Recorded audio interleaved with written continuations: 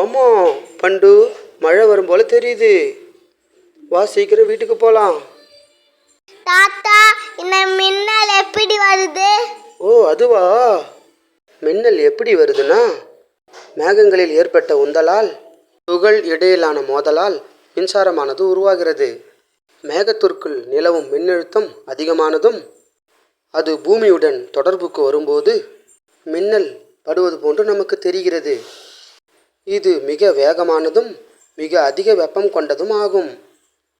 ஒரு மின்னல் சுமார் 30,000 டிகிரி செல்சியஸ் வரை வெப்பம் கொண்டதாக இருக்கும். இந்த மின்னலோடு ஒட்டிய சத்தம்தான் இடிமழை. இந்த மின்னல் இயற்கையின் சக்தி மற்றும் மின்சார உருவாக்கத்திற்கான ஒரு சிறந்த எடுத்துக்காட்டு.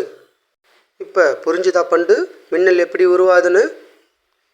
புரிஞ்சது தாத்தா. ரொம்ப நல்லது பண்டு.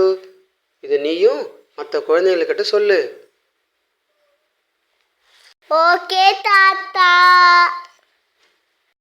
சரி பண்டு, கொஞ்சம் நல்லா உள்ள ஒதுங்கி நில்லு. மின்னல் வரும்போது நம்ம வெளியில் நிற்கக்கூடாது. சரி தாத்தா. பண்டு, மழை விட்டுடுச்சு, வா சீக்கிரம் வீட்டுக்கு போயிடுவோம். ஓகே தாத்தா.